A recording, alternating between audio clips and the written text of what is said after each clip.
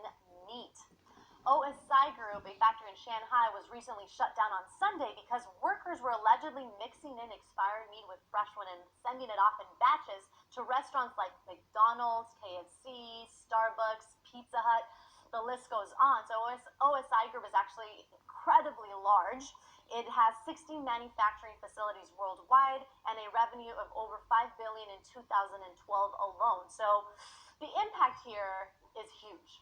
I am shocked. I always thought the meat that I got from McDonald's was completely pristine and clean. Every time I go there, when I get like my cut up cow udders chopped up and stuff, I want to make sure they haven't been on the floor, you know? Oh man. Okay, so you bring up a good point. You're saying, shouldn't we have expected this? This is kind of a norm. Like, we don't expect quality from fast food chains. But should we expect them to mix in rotten meat though with fresh meat? I mean, there are a lot of concerns here, health concerns. One thing is quality. Another thing is like feeding people things that are going If to make them anybody sick. has concerns about health, they're not eating at McDonald's in the first place.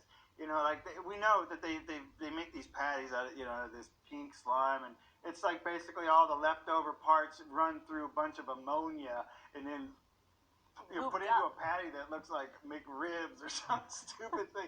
If you're eating that, you're not caring if it's been on the floor. You know what I mean? Yeah, and then and that's actually what a student outside of a McDonald's in Shanghai said. He was just like, look, I'm eating a beef burger here, right? And he had the following comment. He says, isn't everywhere like this? I'll keep going because wherever I eat, the issues are all the same. So he's saying, hello, like, we know this meat isn't good for us. We're going to eat it anyway. Like, we shouldn't be shocked about it. If the issues are the same, and I'm okay with it, I'll keep eating this beef burger. There's one issue. If it's tainted in a way that's going to make people sick, you know, if it's got botulism in it or something, that I can see as a problem. Yeah, unfortunately, this is not the first time that China has faced issues like this. In 2008, an industrial chemical, melamine was found in dairy products, and it killed 6 children, and it made over 300,000 people ill. So they've had issues with this before. There was also the case of donkey meat that was sold at Walmart's. You know, when it was supposed to be, and it was supposed to have fox. Like, we never know if we're getting fox meat or horse meat or beef meat. All these products are contaminated, so we have a lot of supply chain issues. And the question is, do you think companies like this will come back from it? Well, the reality is, the more we think about our food chain and where our food is coming from, the more we realize that this kind of stuff is probably happening all over the place.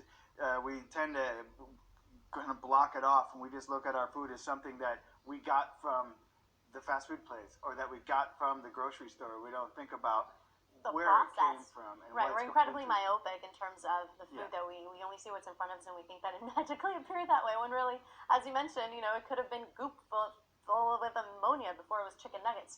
So McDonald's and Yum Group has said that they will stop using these products, but that doesn't mean that these issues are gonna end, right? Yum. There are tons of yeah, so they own, you know, Pizza Hut, Taco Bell, KFC. They own a bunch of different companies, Yum Group. So the problem is that we have sort of a systemic issue. It's not just with this factory, it's with many factories. We don't know what we're eating. There's a lack of transparency, and I think this brings awareness to it. Now, they've apologized. They said we're not going to use it, but some argue this isn't enough. So as Benjamin Commander of a Shanghai-based principal in China Market Research Group states, quote, I don't know that this is something an apology can fix so easily, because at this point, people don't have a lot of trust that they have good systems in place. Well, thank God now we know when we go to KFC that it's going to be safe and healthy food.